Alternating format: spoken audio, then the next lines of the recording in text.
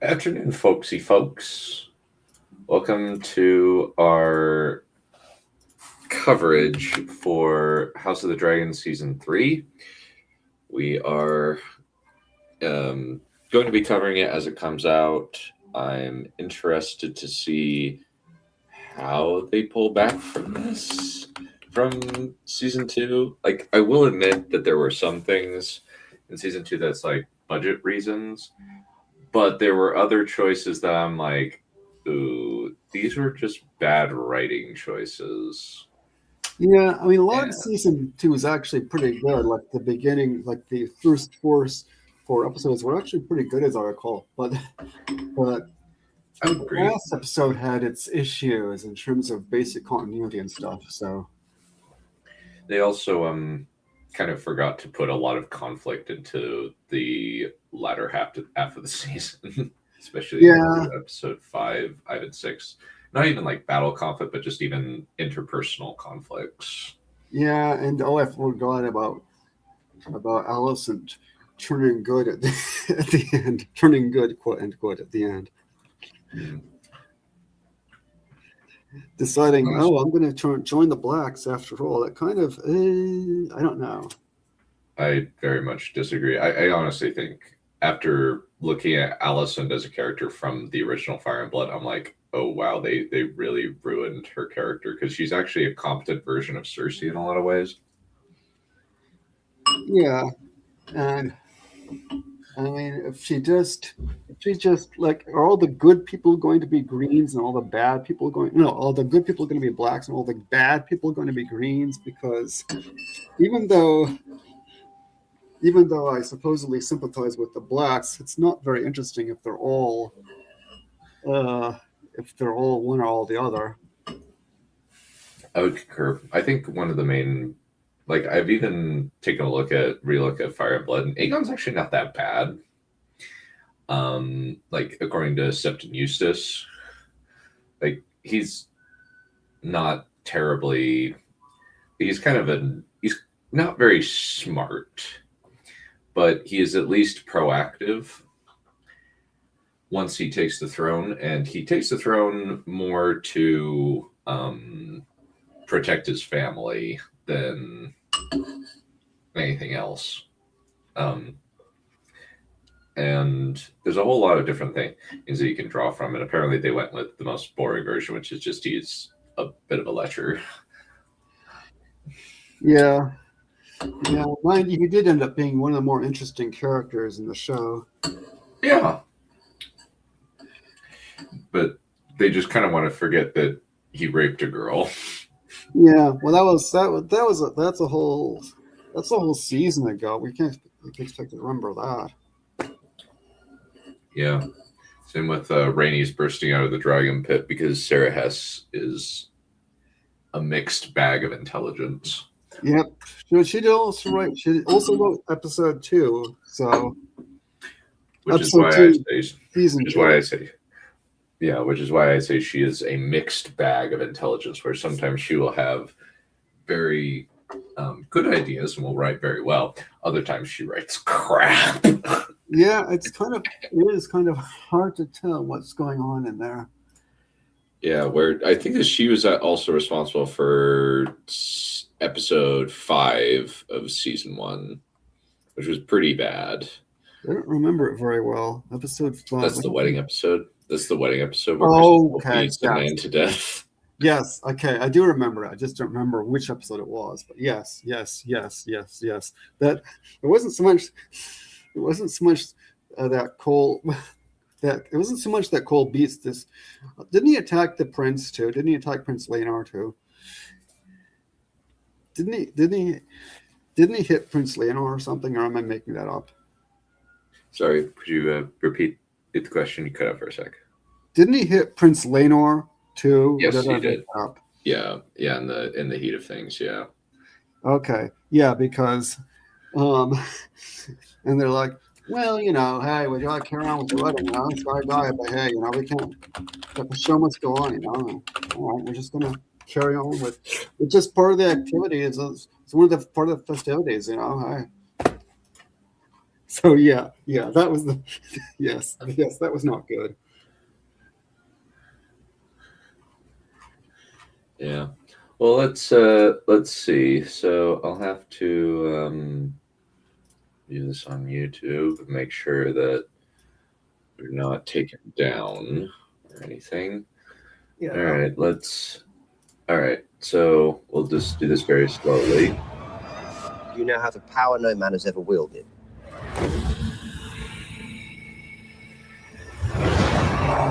You will have an empire unassailable, Rhaenyra. And our children will rule it forever and a day.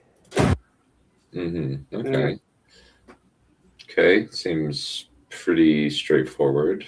Which what gives her power is beyond any other. I guess Preston Huge Jacob, numbers of dragons. because she has more dragons, is what Preston Jacobs thought. And that's the only thing that pops to mind.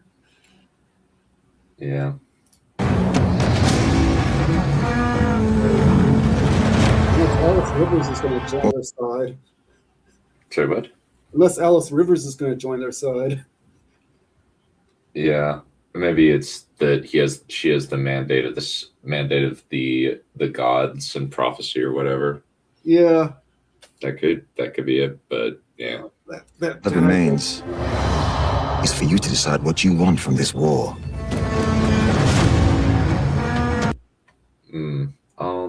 I'm like, I kind of feel like they've neutered Corlys Velaryon as a character. Well, he did hardly anything last season. Yeah, that's why I say they neutered him. Yeah, he did basically nothing. I mean, what did he do? He had a discussion with his son. His son was, but then all the good part in that is the son's dialogue, really. Yeah. And there was one other thing he did, but I've forgotten what it was. I think he just had a conversation with a couple of conversations with Rhaenys. That's kind of it. Okay, that must be early on in this season. Yeah. You will do things Yeah, that's Rhaenyra walking at footsteps of blood toward the that your heart would have recoiled from before you came to the throne. Yep, and that is definitely a skull. Yeah, that's Okay. Hallucination. They were talking about whose skull was it, and someone thought it was Jace's. But Jace has got drowned, so. Yeah. And who else could it be? Yeah. So, needless to say, spoilers. To everybody. Anyway. Oh, sorry. Yeah. The Targaryens are a savage race. We act with holy purpose to restore a rightful king. I'm going to kill my brother or die in the attempt. Okay, so the rightful king that they're going to restore is Aegon or Aemond? I honestly have no idea. And I kind of don't like. I kind of am now thinking it's going to be interesting. Aegon making statues of his brothers, considering he hates Aemond. Well, I guess maybe he won't do that now. Yeah, which I kind of think is lame. But yeah, what can you do? Oh, it's a three-way now. Sorry, what? It's basically a three-way now. Yeah, kind of. With Aegon being a hobo dude. Draw your sword. Cool. Yeah. And we have Aemond. It looks like Harrenhal. So it looks like Aemond is basically trying to kill people in Harrenhal. That's my assumption. Okay, so are we going to get another whole glob of visions with him and Alice? Maybe. Draw your sword. Maybe Yeah, Helena will. Yeah, maybe. I see. So Rhaenyra's burning a lot of green and Faith of the Seven symbolism. So Faith of the Seven too. I imagine it is because that was a remark in season 1, but maybe they kind of forgot about that bit. What So- is Rhaenyra supposedly anti-Faith of the Seven? Well, it was basically that in season 1, in the Lord of the Tides, episode 7, or no, episode 8, there was a discussion with Daemon, Rhaenyra, and Alicent, like, why is there Faith of the Seven iconography all over here replacing Targaryen imagery? But I don't know. My assumption is that they'll probably just be burning anything that has to do with the High Towers, and the Faith of the Seven are High Tower stooges in some ways. So it's collateral damage. Possibly. I don't know. I only see the golden dragon on green, but Look to Yeah. the sky. Doom and ruin surround us. We'll all become beasts before our end. I like the nihilism arc for Mr. Cole, where he's like, we're all going to die. Nothing is going to be good for this. Then we see the Winter Wolves. We're probably going to see the fish feed. They might mix the Butcher's Ball and fish feed together. Yeah.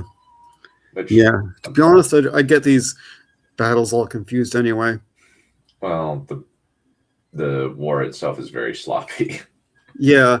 I mean, yeah. The Butcher's much Ball Cole. is the one. Isn't that the one where Cole, spoiler, dies? I think so. Let me check. Good. Yeah, die, Christian Cole, die. Yeah, I don't like him. Die.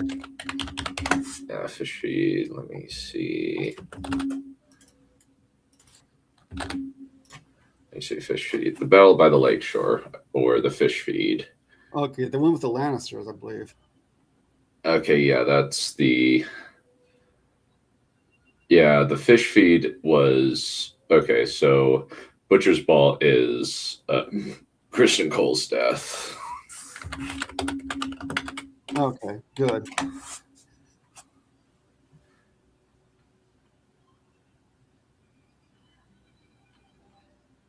Yeah. Yep. And then we have Quinn Hightower. We see the Stark sigil. Rhaenyra walking through the It's no Iron longer Throne. safe here. So And we're we have. Sorry, go for it. we're at Rhaenyra triumphant then. Mm-hmm. Then we see Aemond walking around with black fire, and it's got blood on it.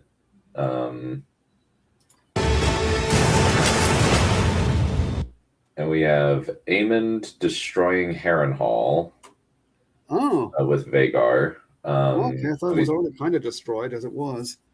And maybe he's just burning people. And we do see him Probably. landing in Harrenhal. That's kind of the only place it could be earlier. So are we going to get God's Eye this season? I think maybe. We see a Rhaenyra crying. I don't think we'll get God's Eye. We do see What's- Daemon fighting his way to the Iron Throne, or How many fighting in seasons- King's Landing. Yeah, how many seasons are we getting? 4 or 5?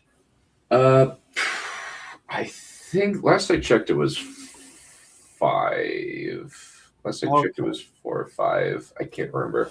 Yeah, we don't want because we don't want to have the God's Eye too early on. We don't want to have it in season 3 if we're going to have another 2 seasons. 4 seasons in total. Okay, if there are 4 seasons, then maybe, but I don't know if they can have an entire season without Daemon. Yeah. I don't think that then we'll do the God's Eye this time. Yeah, they'll just be building up to it. Oh well. And we see Adam Valarian probably during the Battle of the Gullet. This one I'm curious about because I don't know who this could be. Someone yelling.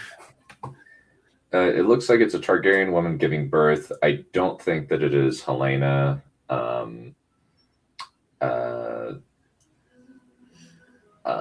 I think it's probably some kind of flashback, either to Good Queen Alysanne or Alyssa. It doesn't really look like the actress they brought in to play Alyssa last season.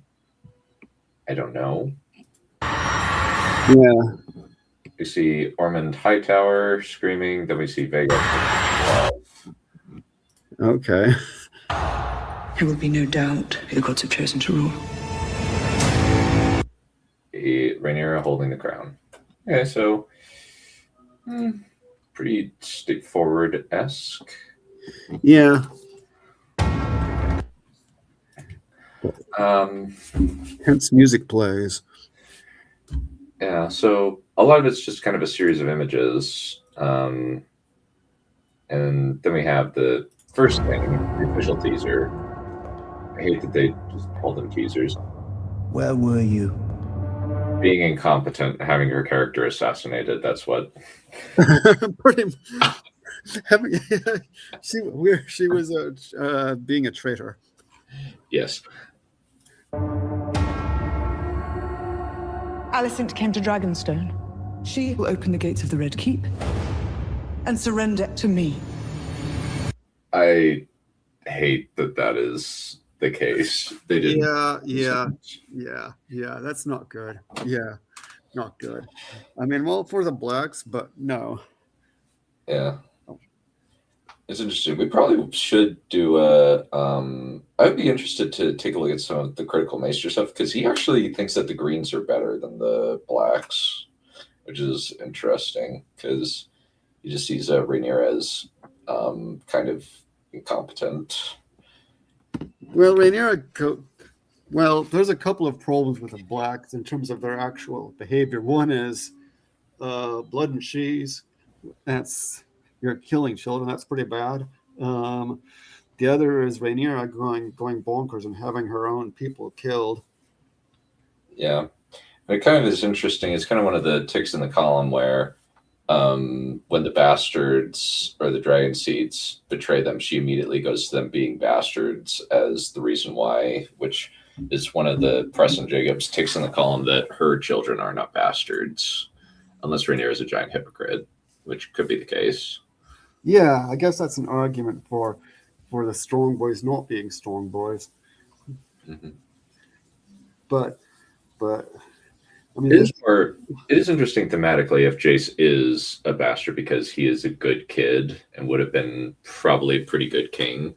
But in the end, all of Rhaenyra's illegitimate sons die and her trueborn sons live. Yeah, or her incest babies live. Yeah, since her... I wonder how genetically dangerous it is to have sex with your uncle, to have your uncle's babies. Probably not very. It's probably not very good. The Habsburgs did it sometimes, but it's probably not very good. Yeah, probably. The Habsburgs did it. What a ringing endorsement. Well, the Habsburgs, they were reasonably good rulers until they started World War I. Fair enough. I just know that like poor Charles poor Charles the First looked really weird. He was a weird looking man. Yeah. You cannot trust her. Yeah. Anyway, we see Bela on Moondancer. Battle the Death. The king has abdicated the throne. Okay. Oh, is that the line? Okay. Yeah. Then we see Tessarion. It's pretty good. I like the look of Tessarion. Yeah, we still don't see Daeron. Dawn is coming. A new line of unsullied kings. Unsullied unit kings. And we have Ormond Hightower. We see the crone and the warrior, or the mother and the warrior, and then the Hightower. Yeah, kind of looks like the mother and a the father. But anyway, some of the seven. Yeah, it is unfortunate that it kind of looks like a penis. The mother looks kind of like a penis. It's so weird. It's a Yikes. Weird. Yeah, I think Preston Jacobs pointed out, and now I can't unsee it. It's his fault. Oh, of course he did. I like Preston, but of course he did. Yeah, Preston. I think that Preston might be gay, secretly, or maybe he just has Freud on the brain as well as his apophenia. Yeah, that probably does have Freud on the brain. Because he sees vaginas and dicks everywhere in A Song of Ice and Fire, even to the point where the Giant's lance is a dick with semen spraying out of it. It reminds me a little bit of that you remember when we did our 69th writer showcase, I was reading the lust-driven geology teacher. Geology was all about sex, and Tolkien's geology in particular was all about sex. That guy. It reminds me of that guy, even though that guy doesn't exist. Or maybe you don't remember that. Maybe you blunked it out of your memory. Oh no, I remember that very well. It was hilarious. I thought it was awesome. I thought it was hilarious. My blushes, Watson. Indeed. You are the Queen of Dragons. You have an absolute power within your grasp.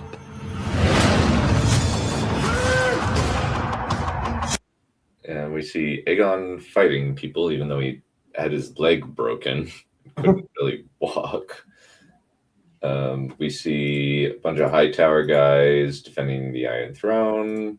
We see Caraxes roaring. We see Daemon. I think Daemon's probably going to be at the Fish Feed, which makes sense considering Daemon kind of does nothing other than take King's Landing. Yeah, It goes on a wild goose chase after Aemond.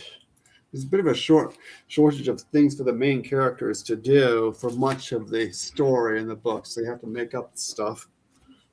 I think the part of the problem was George kind of got bored with his main character, even his favorite character he got bored of, and decided to write a bunch of Muppets in as Gary Stutes, who basically solo the war.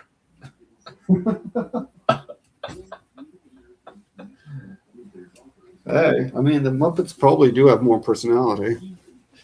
Bro, I think the Muppets have more personality than everybody in the show. Well, certainly more than everybody in the books. Yeah. Soon or late, Rhaenyra will send her new dragons here. It would be the end.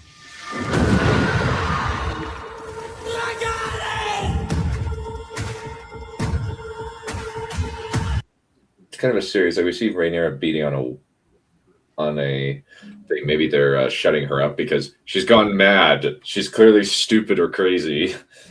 We see Cole likely at the Fish Feed. See Corlys. Alicent being horrified. This is the moment. This is the moment. This bit is interesting because we see a Hightower guy in. I think this is easily King's Landing, and then we see a line of fire. So basically, they're going to be burning King's Landing dragons, which that's going to feed into. I hope that they dial back on glazing Rhaenyra and kind of whitewashing her into a not prideful, vengeful asshole. Yeah. Yeah, I don't think we need two mad queens, but also... Well, she's not mad. She's just dumb and spiteful. She's not crazy. She's just... And she's put into an impossible situation, but the problem is she's dumb and decides to raise taxes rather than go for a loan. Yeah, I mean, you're kind of lost either way, because if they go for a loan, then you got to pay it back with interest, and then that means the state has to pay it back with interest.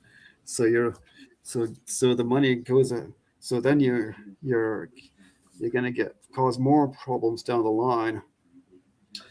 I think the main thing is, since the Treasury, like basically what they did was they split it between Casterly Rock, Iron Bank, And Tywin Lannister,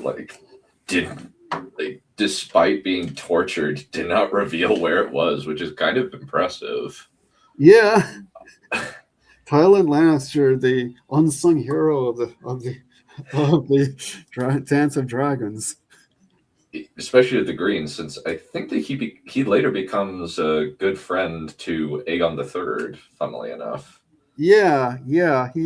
He serves him loyally, apparently.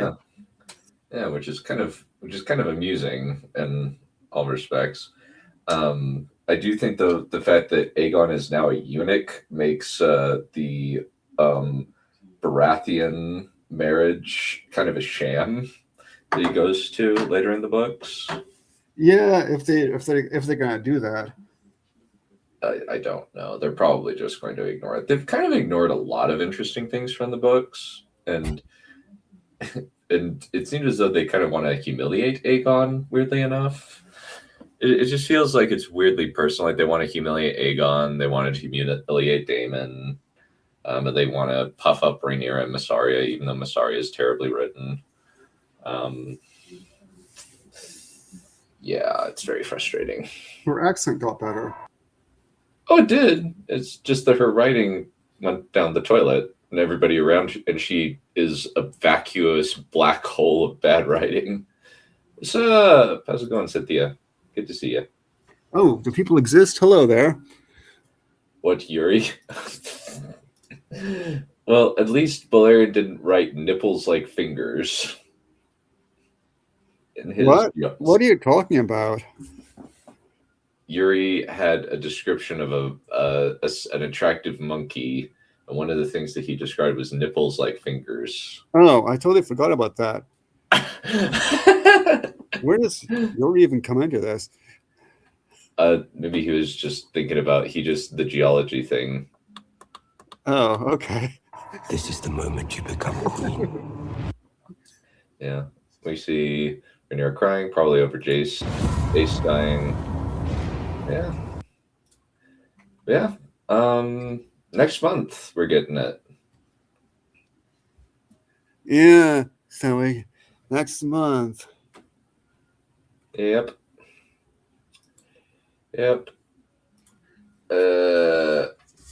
I refuse to watch it. I actively refuse to watch that. But Balerion, have you heard that there's a new Animal Farm movie that's come out? I did hear, yes. It was mentioned in the Food Fight forum. Have you seen the trailer? I don't think I've seen the trailer. Oh, let's do that as kind of just a little side tangent, just so you can see why I say.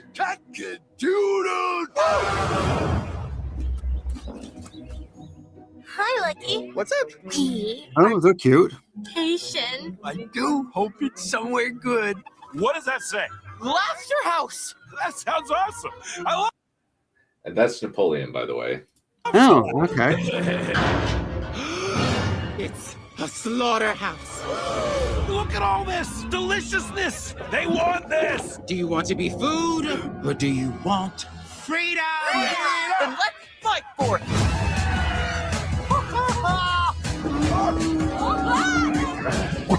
We're free. Is this a satire? No, well, it's supposed to be a satirization of capitalism rather than of communism. I think it's dumb. I like it. Just Whatever goes upon two legs is an enemy. 4 legs, good. 2 legs, bad. No animal shall wear clothes. Huh? What? We're show pigs. And all animals are equal.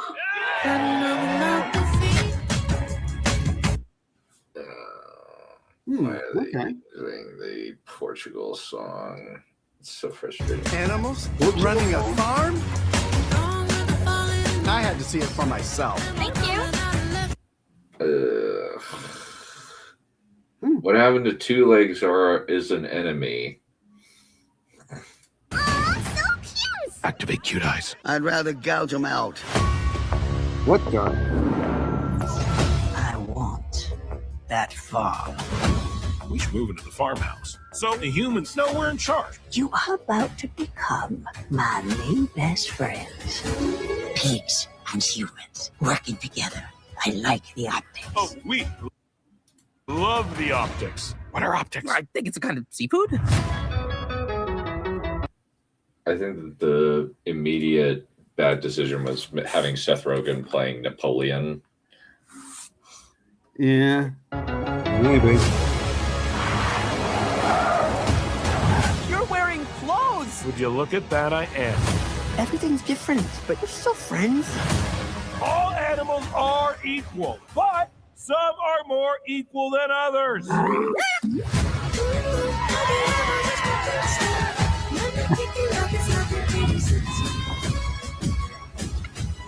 This is our home.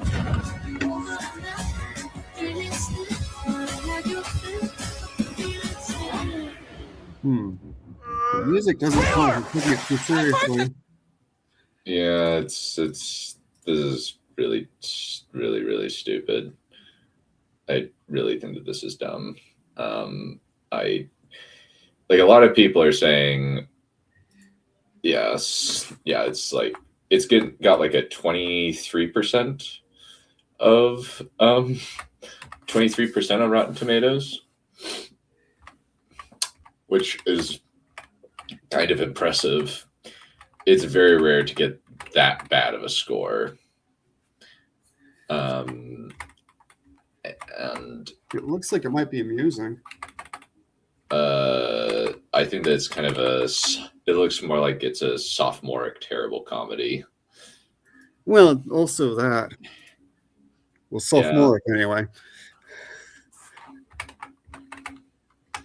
Yeah. It doesn't look like they're taking the themes of the thing too seriously. No. And Mr. Serkis, the director himself, said he gravitated toward he didn't want it to be about Stalinist Russia, which is what the book is about. It's pretty obvious. Instead, he gravitated toward themes of capitalism, wealth, and overconsumption. Yeah. Which is kind of like that. That doesn't work. That kind of goes against the like just the formatting of the book, where it's like, no, it's like this is just about communism and why communism is bad, and why Stalinist Russia in particular was bad. But yeah. Yeah, I mean, it's about totalitarianism, and how totalitarianism perverts an originally noble ideal, and it becomes this. And eventually, what happens in the end is, not to spoil it, is that Napoleon becomes one with the other supposedly enemy human oppressors. He becomes one of them. So, and he changes the name to Manor Farm and all that. So, it's about how the originally good ideals become perverted, and it slowly become perverted. It's a very interesting study of that. Yeah. Because what's his name? Orwell was, at least according to my edition of Animal Farms, he was a socialist as well. Yeah. So it's not that he's attacking socialism necessarily. He's attacking the perversion of it through totalitarianism. I think that's his point of view. That would be his point of view. And he's using kind of Stalinism. He's turned the story of Stalin into a like the Animal Farm allegory. He's basing it on the story of Stalin, but those are the themes. The perversion of. But he's definitely basing it on Stalin, because Stalin being the perversion of that ideal into simply tyranny. Mm-hmm. And even just kind of making this kid friendly is, and not even like kid friendly, just little kid friendly, unlike the animated film of this book was. The animated version of this book is actually like kind of scarring and good, and good for them because kids need to have some element of their psyche earned into them, and just said no, look reality in the face and like it. Yeah, Stalin. Yeah, it's interesting because I've seen both of the. I've seen two. At least I've seen two of the versions before, the animated version, and then there was a live action version in the early part of this century, I think. Yeah, it's where they had a lot of really interesting people voicing the cast. I think you had like with Old Major is kind of like Karl Marx and Karl and Lenin. Then, Marx and Lenin kind of combined. Yeah. Then Napoleon, Stalin, Snowball's Leo Trotsky. Squealer is the Minister of Propaganda. Yeah. The dogs are like the secret police or something like that. The KGB. Yeah. Well, or whatever the equivalent was under Stalin, because it had a different name. I think it was OGPU. At one point, it was OGPU, OGPU, and then it became KGB later under Stalin's successors during the kinder, gentler period. But what was I going to say about? Oh, the interesting thing about the film, both of the films have Napoleon losing in the end. Whoops, that was a spoiler too. Sorry. In the books. It's a much darker ending. Napoleon continues to rule. It's a much darker ending.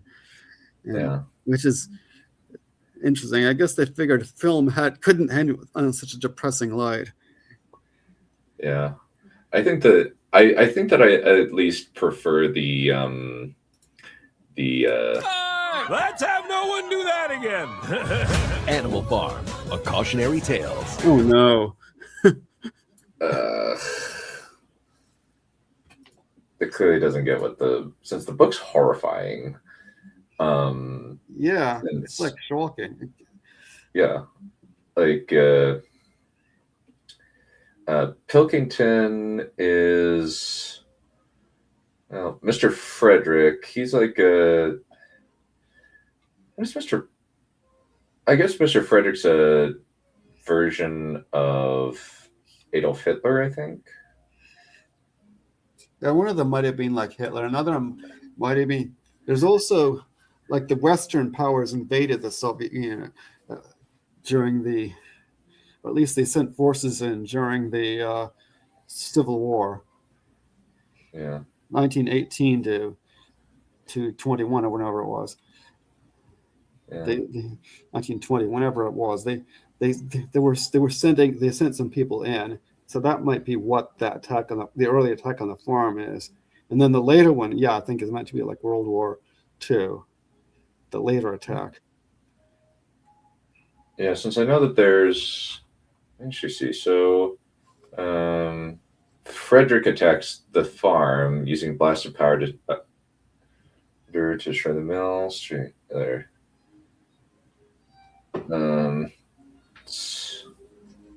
Seven Commandments. It's almost forgotten. Stores the property named a manor farm. It's honestly like really disturbing. Like it's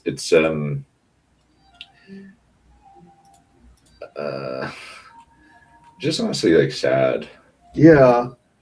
Because it's kind of interesting. Basically what happens is because in the animated movie, basically what they see is they see the pigs morphing into it, and then they decide no, and they just break through and probably kill them.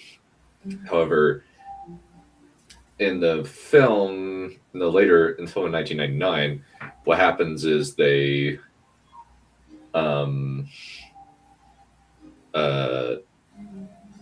break through. Yeah, what happens in the later film, I think, is Some of them Think go later. off into a corner, like by themselves, to just sort of be away from all that. And then there's a storm that comes, and the storm destroys Napoleon somehow. And then they come creeping back, and they're going to start again. It's going to be rough and hard, but they will carry on.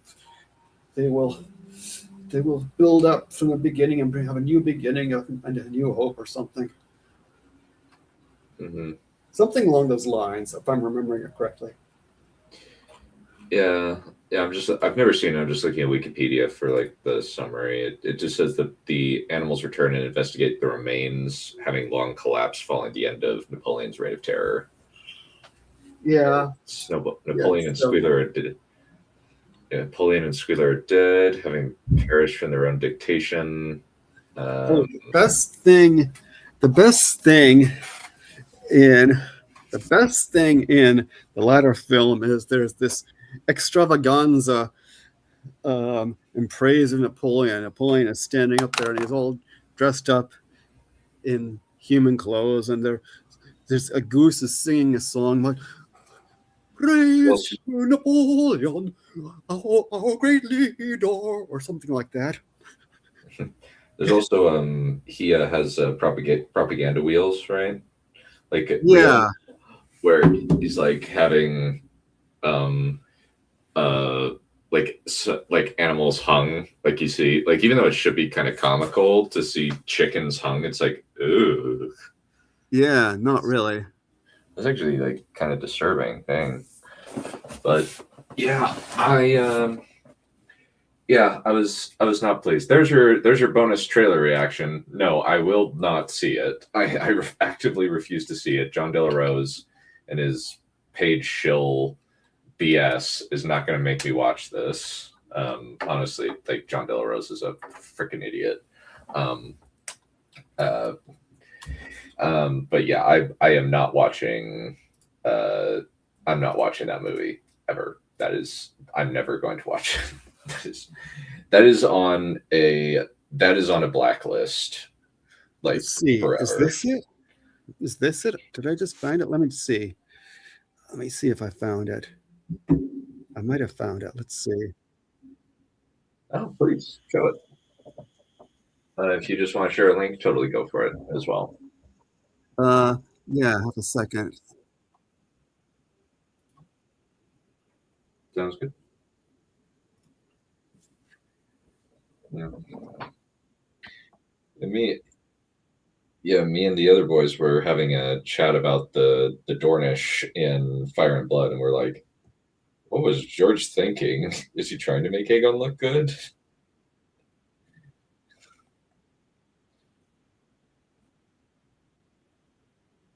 Can you see it?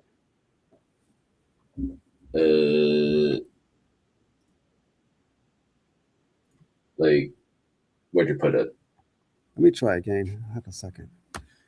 Oh, are you just trying to share your screen? Yeah, no, it did not show up. Sorry. Oh, yeah, let me see. Okay. I think this will work. Let's see. Okay. Are you seeing it now? Yep, I see it. Okay. Where earlier today a spontaneous demonstration took place. A Be great careful of the copyright. written a new song for our beloved leader. And she's here joined by the chorus of the Animal Guard. Be very careful about the copyright pause.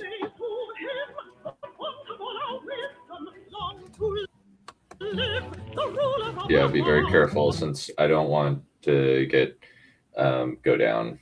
So, wow, that played for surprisingly.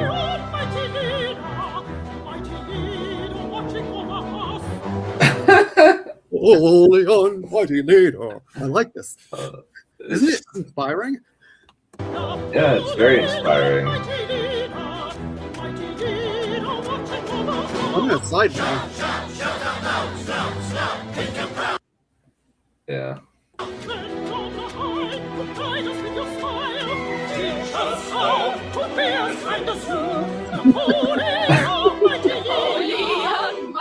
Yeah, I think we're good. I think we get the idea. But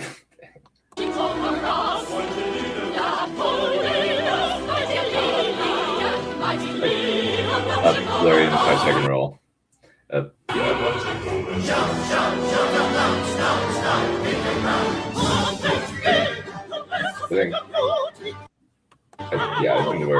I think we're good, Valerian. I think we're good. I think What, we're you good. want to hear the rest of it? It's just maybe how about I grab it since I'm just like it hasn't been taken down yet, but I'm like a little bit on edge, just wondering when it's going to be taken down. I get down watching it.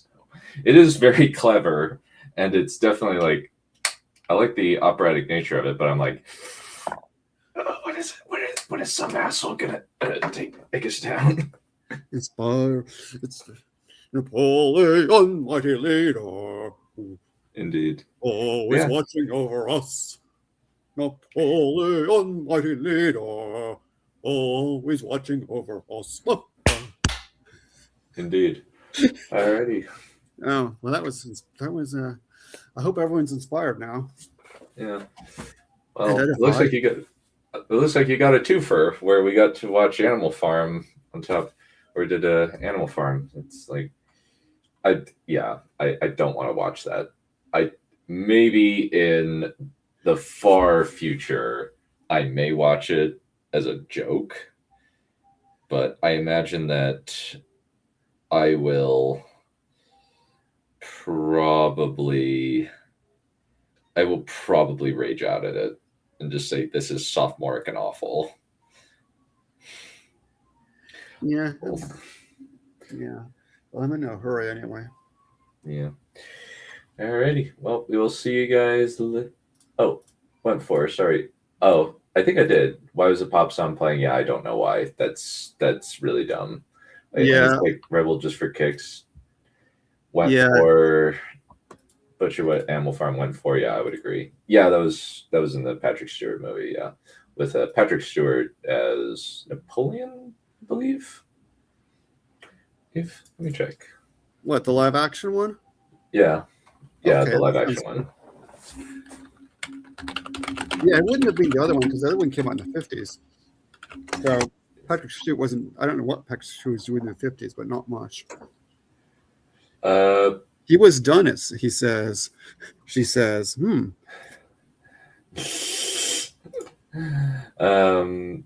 So Patrick Stewart was 10. Yeah, so no. Probably not. The animals don't really talk in the animated film anyway. Except for the pigs. I think the pigs do. Yeah, he was about 15. It was kind of basically like all of the animals. It's kind of basically just a narration, really.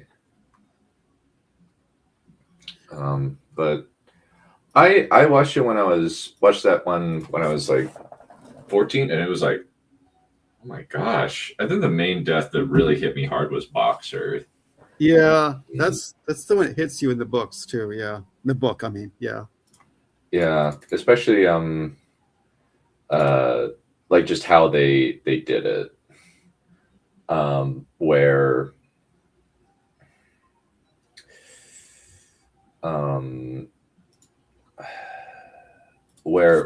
he's like trying to fight and he's trying to fight and you see the donkey. I can't remember the donkey's name. Benjamin, I think. Benjamin, yes. Is running after him, and then you see it, and then you just see the alcohol put on Napoleon's doorstep, and it's like, I want this guy to die. Yeah, kind of, definitely, yes. That's not. Yeah. In the book, it's Clover, and Clover gets excised from both films, which is sort of weird. Yeah. Alrighty, friends. Well, we will see you guys later. I think we'll be doing we'll be doing two streams. We'll separate it out. One is on a comment thread where this guy was actually saying, oh, the Dornish are perfectly justified in fighting against Aegon by any means necessary, including rape, murder, and rape, mutilation, basic Ramsay Bolton crap. Yeah. Yeah. I was like, you do not want to like go down this route, dude. You don't want to. And then we took it to the logical conclusion. I was like, oh nope, you're done. You're completely morally bankrupt. Anyway, Yep. we shall resume that tomorrow. I will see you guys later. Bye. Have a riot.